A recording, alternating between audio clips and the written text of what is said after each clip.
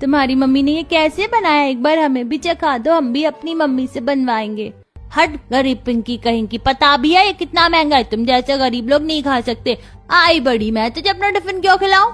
अरे तू तो खाता रहता है, हमें भी चखा दे, हम अपनी मम्मी से बनवाएंगे। अच्छा लगता है क्या? हाँ अच्छा लगता है। तुझे क्या करना है, चल जाएडो। नहीं जाऊंगा। बोल क्या करेगा, ये मेरी भी क्लास है। जब अर्जुन अपना टिफिन खा रहा होता है तो उसके हाथ से एक पनीर रोल गिर जाता है। अर्जुन को गुस्सा आता है और वो अंशु को धक्का दे देता है। डेस्क के लगने से उसके कपड़े फट जाते हैं। तूने मुझे क्यों मारा अर्जुन? मैंने तुझे कुछ किया था क्या? और तूने मेरे कपड़े भी फाड़ दिए। अब मेरी मम्मी कितना गुस्सा करेगी। हाँ तूने मेरे खाने पर नजर लगाई है, तेरी वजह से मेरी एक चीज पनीर रोल गिर गया। तू एक नंबर का लालची है। अच्छा हुआ तेरे कपड़े फट गए, अब तू स्कूल भी नहीं आएगा, गरीब कहीं का। गरीब किसको बोला तूने मेरे कपड़े फाड़े, अब तू मुझे पैसे देगा। मेरे मम्मी पापा कहाँ से लाएंगे स्कूल की यूनिफॉर्म? गुस्से में अंशु भी अर्जुन को धक्का मार देता है। तभी क्लास में टीचर आ जाती है और दोनों को डांट लगाती है। मैम देखो, ये मुझसे पैसे मांग रहा है, इसकी वजह से मेरा लंच भी गिर गया और इसीलिए मुझे भी धक्का मारा, मुझे खाने नहीं दे रहा है। ओ माय गॉड, तुम कितने बदमाश बच्चे हो अंशु। वैसे भी तुम दोनों भाई बहन बहुत शैतानी करते हो क्लास में, और अब तुम्हारे माँ बाप तुम्हें ये सीख कर भेजते हैं कि अमीर बच्चों को मारो और उनका लंच गिरा दो, और जब खुद के कपड़े फट जाएं तो पैसे भी मांगो। अब तुम्हारे माँ बाप को बुलाऊंगी मैं। मैम मेरे भैया ने कुछ नहीं किया, ये सब इसकी गलती है। Just keep quiet. तुम दोनों भाई बहन एक ही थाली के चट्टे बट्टे हो। टीचर के डांटने से बच्चे और रोते हैं और उन्हें ज्यादा होमवर्क भी मिलता है। जैसे बच्चे घर जाते हैं तो दादा दादी, अरे अंशु तुम्हारे स्कूल के कपड़े कैसे फट गए, कहीं गिर गए थे क्या? अंशु पिंकी क्या हुआ, कुछ बताओगे? तुम्हारी शक्ल भी रोने जैसी हो रही है। वाह मैंने कुछ नहीं किया। अर्जुन स्कूल में पनीर रोल लाया था तो मैंने बोला एक बार खिला दे कैसा लगता है, फिर वो गरीब बोलने लगा, उसने धक्का मुक्की करी और कपड़े फट गए और मैम ने भी मुझे ही डांटा। अंशु रोते हुए सब कुछ बता देता है। तब राशि अपने बेटे को गले लगा लेती है। तुम्हें मना किया है ना कि पनीर के पीछे मत पड़ा करो। कोई अपने टिफिन में क्या ला रहा है इससे तुम्हें मतलब नहीं होना चाहिए। गलती तो तुम लोगों की भी है, और फिर उसने धक्का दे दिया। खैर छोड़ो। पिंकी मैंने तुझे भी कितना समझाया है, फिर भी तुझे समझ नहीं आता। हमारी कोई गलती नहीं है मम्मी, और इतना ही है तो पनीर खिला दो ना, फिर ऐसा कुछ नहीं होगा। चुप कर। पनीर पनीर वरना एक तमाचा मैं भी लगा दूंगी। एक तो घर में पैसे नहीं है, ऊपर से पनीर पनीर खत्म नहीं होता है। बस कीजिए भाभी, बच्चों को डांटने से कोई फायदा नहीं है। बच्चे तो होते ही चंचल मन के हैं, उन्हें क्या पता घर में क्या चल रहा है। सब पता है, खाना खाते हैं घास थोड़ी। तीनों बेटे काम की तलाश करते हैं। फिर एक भाई को हलवाई पर और दूसरे को अखबार बेचने का काम मिलता है, जिसमें ज्यादा पैसे नहीं थे। फिर एक बार तीनों बहू दोनों बच्चों को लेकर बाजार जाती हैं। जहां वहां से लौटती हैं तो पनीर मोमोज की बच्चों को खुशबू आती है। वाह मम्मी चाची, पनीर मोमोज की खुशबू आ रही है।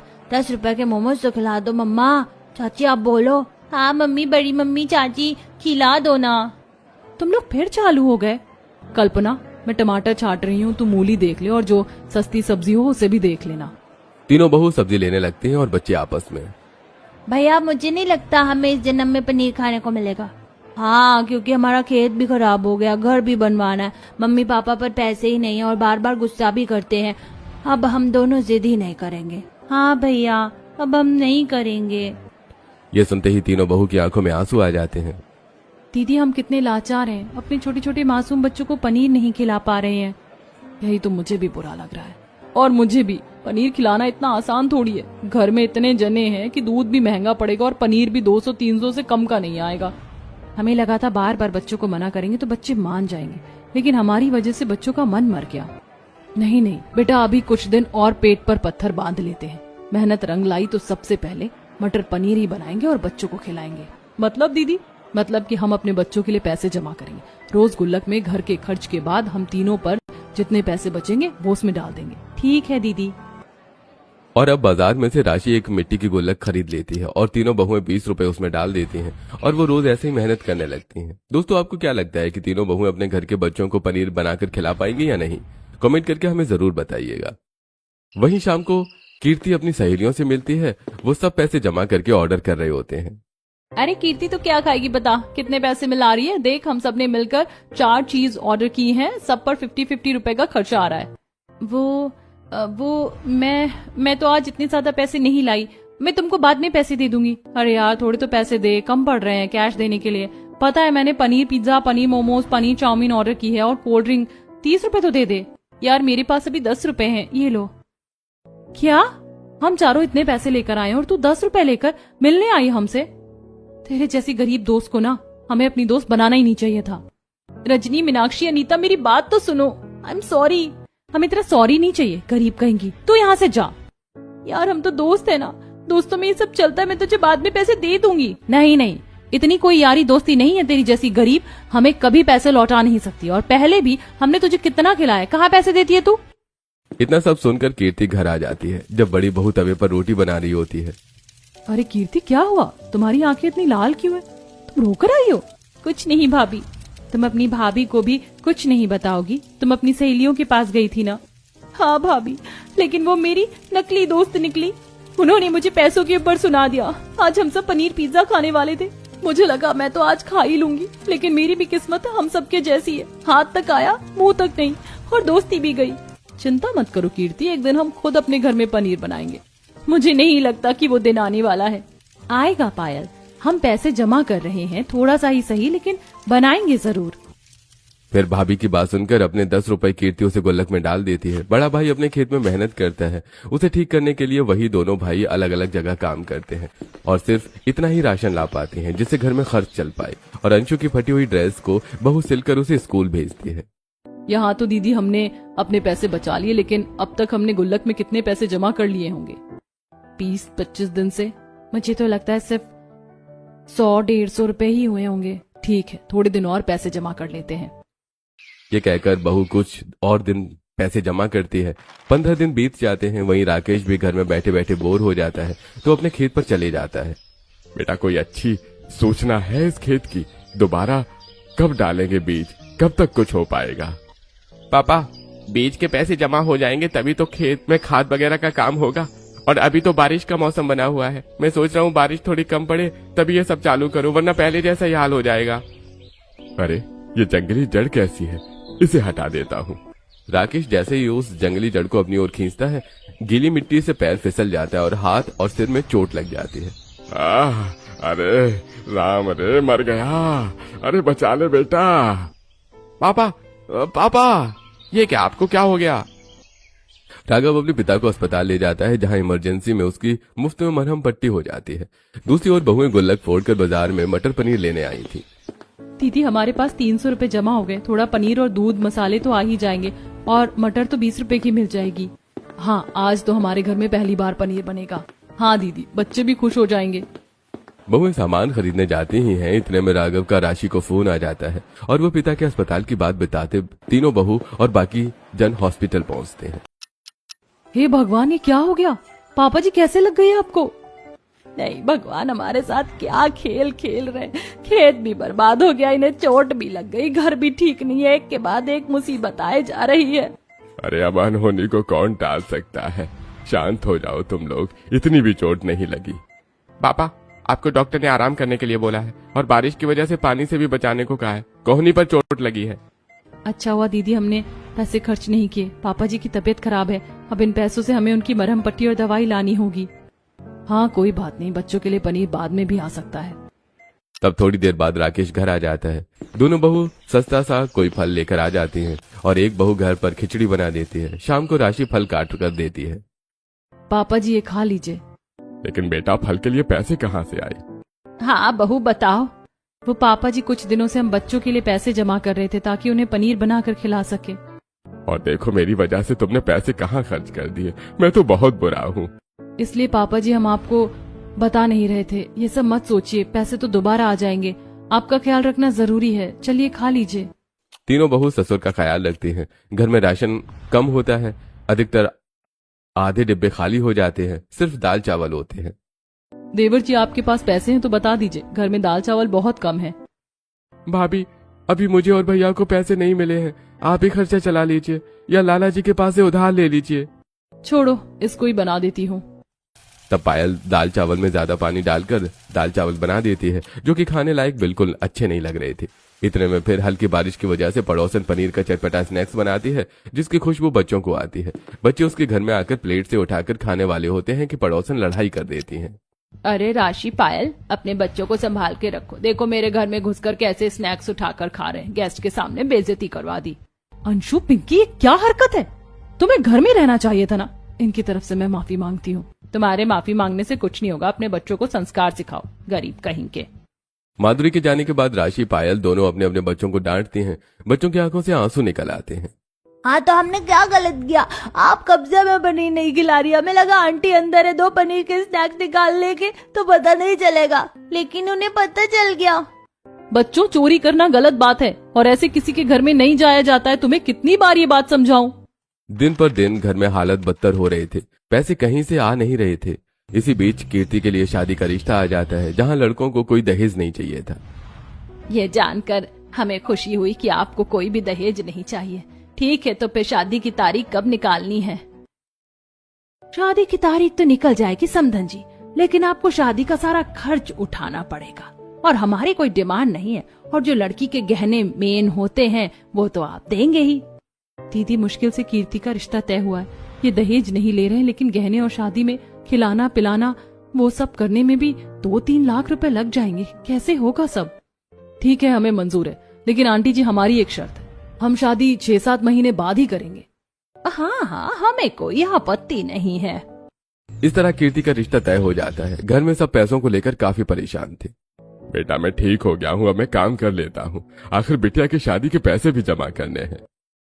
पिताजी, जब तक हम तीनों भाई हैं आपको करने की कोई जरूरत नहीं है। और मुझे सिलाई आती है, मैं सिलाई कर लेती हूँ। दिन रात पैसे जोड़ेंगे तो पैसे जुड़ ही जाएंगे शादी के लिए, और हम भी कहीं ना कहीं काम कर लेते हैं, ऐसे धीरे धीरे पैसे जमा कर लेंगे। मम्मी पापा भाभी, आप सबको शादी के लिए हाँ नहीं करनी चाहिए थी, ऐसी जगह करते जहाँ कुछ भी नहीं देना पड़ता। कीर्ति, ये सब बिल्कुल मत सोचो कि तुम्हारे मायके वाले कुछ नहीं कर पाएंगे, हमें अपना फर्ज निभाने दो।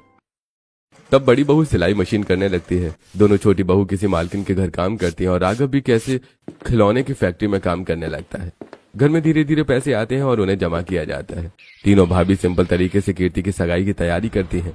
उसकी सगाई माधव से हो जाती है। घर में फिर से पनीर लाने के लिए पैसे जोड़े जाते हैं। कल्पना तेज बारिश में बाजार से पनीर लेकर आती है, लेकिन कीचड़ में गिरते ही सारा पानी बर्बाद हो जाता है। भगवान, आप क्या चाहते हो? हमारे घर में कभी पनीर आएगा कि नहीं? ऐसे कैसे? आज पनीर लेने गए तो वो भी कीचड़ में गिरवा दिया, पैसे जमा किए तब पापा जी की दवाई में लग गए। कल्पना जैसे ही घर आती है बच्चे खुशी से उछलते हैं और पनीर ढूंढने लगते हैं।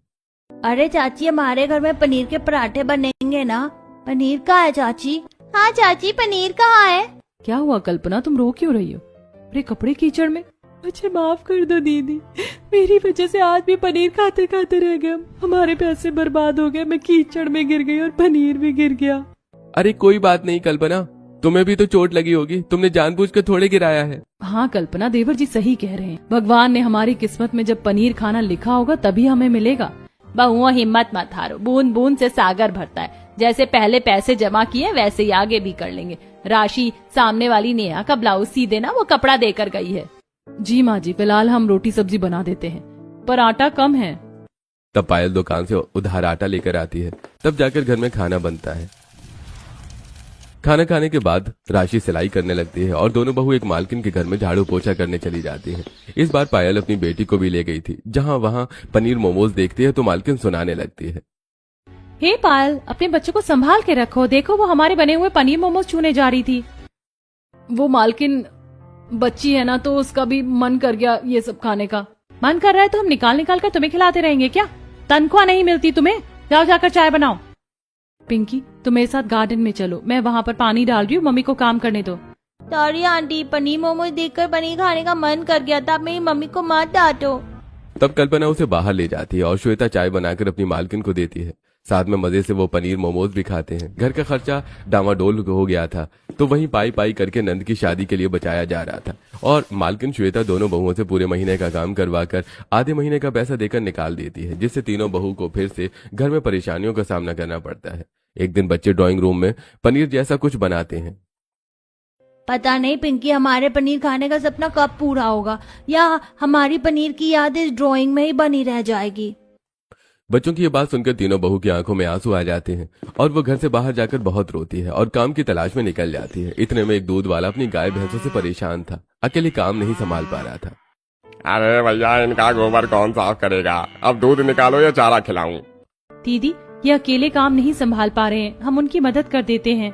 अब तीनों बहू एक गाय को चारा खिलाती है, दूसरी भैंस को नहलाने लगती है और एक बहू दूध निकालने लगती है। भैया जी अगर आपको ये सब संभालने वाला कोई चाहिए तो हमें बता दीजिए, हम वैसे भी अभी नौकरी की तलाश में निकले थे। अरे तुम तीनों ने तो आसानी से काम संभाल लिया, तुम तीनों ये कर पाओगी? हाँ भाई साहब, गोबर उठाना, गाय नहलाना, भैंसों को चारा देना, बाड़ा साफ करना, दूध के बर्तन धोना, चारा काटना, हम आपका सारा काम कर देंगे। अरे तुम तीनों को तो सब काम आता है, मेरी सारी परेशानी हल हो गई। मैं तुम्हें 500 रुपए दूंगा बस। कल्पना, अगर हम पैसों की जगह इनसे दूध मांग लें तो अपने बच्चों को पनीर खिला सकते हैं। हाँ दीदी, भाई साहब आप हमें पैसों की जगह सिर्फ रोज दूध दे देना, वही बहुत है हमारे लिए। ठीक है, मुझे मंजूर है, लेकिन 1 हफ्ते के बाद से दूध देना चालू करूंगा। जी कल्पना, अब हम भी अपने बच्चों को पनीर खिला पाएंगे। तीनों बहुएं खुश हो जाती हैं और अब वो दूध वाले के पास काम करती हैं। उनकी गाय भैंसों को चराती हैं, नहलाती हैं, वहां की जगह साफ करती हैं, चारा काटती हैं, दूध के बर्तन साफ करती हैं और 1 हफ्ते के तक तीनों बहुएं अच्छे से काम करके दूध वाले से 3 किलो दूध लेती हैं। अरे तुम तीनों ने सच में बहुत अच्छे से काम किया, ये लो तुम्हारा इनाम। अब मेरा तबेला भी साफ रहता है और मुझे भी ढेर सारे काम से आजादी मिल गई। खुशी से तीनों बहू घर जाकर दूध को गर्म करके नींबू डालकर दूध फाड़ती हैं और घर वाले हैरान होते हैं। चाची ये क्या हो रहा है? बेटा आपके लिए पनीर बन रहा है। कल सब हम पनीर की सब्जी, पनीर के पराठे, पनीर के पकौड़े, पनीर का समोसा, पनीर की चाउमीन खाएंगे। सच में मम्मी? हाँ बेटा सच में, अब हम रोज रोज पनीर खा पाएंगे। बहू तुम तीनों ने तो कमाल कर दिया। और फिर दूध फट जाने के बाद एक मलमल के कपड़े में तीनों बहू उसे टंगा के रख देती हैं। अगले दिन तीनों बहुएं अलग अलग चूल्हे पर शाही पनीर, मटर पनीर, चावल, पनीर समोसा, पनीर चाउमीन, पनीर के पराठे, पनीर के पकौड़े इत्यादि बनाते हैं। बाप रे, आज तक हमें कभी पनीर नसीब नहीं हुआ और आज पहली बार हमारे घर में पनीर की इतनी सारी चीजें बनी हैं। मुझे तो विश्वास ही नहीं हो रहा है। हाँ मम्मी, ये पनीर तो बहुत सॉफ्ट है और खाने में भी अच्छा लग रहा है। भैया ये पनीर चाउमीन और मटर पनीर बहुत बढ़िया बनाया मम्मी ने। और चाची ने भी। चाचा के हाथ का छेना रसगुल्ला तो खाओ। मुझे तुम तीनों बहुओं पर गर्व है। तुम तीनों ने तो सच में खून पसीना एक कर दिया। इतनी मेहनत मैंने कम लोगों में देखी है। माँ जी, अपने परिवार और बच्चों के लिए हमें ये करना ही था। आज तो मैंने भी पहली बार पनीर खाया है। इसी तरह पूरा परिवार पहली बार पनीर खाकर बहुत खुश हो जाता है और बच्चे खुशी से झूमते हैं। इसके बाद बहुओं को रोज रोज दूध मिलता है तो वो घर में पनीर बनाकर पनीर बेचकर अपने घर का खर्चा चलाने लगते हैं और उसे पनीर की स्वादिष्ट चीज बनाकर भी बेचने लगते हैं। साथ में बेटों का खेत भी फिर से उपजाऊ हो जाता है, उनके घर की स्थिति ठीक हो जाती है, कीर्ति की शादी हो जाती है। दोस्तों, अगर आपके घर में भी पहली बार पनीर बनता है तो आप उसका क्या बनाकर खाते, हमें कमेंट करके जरूर बताएं।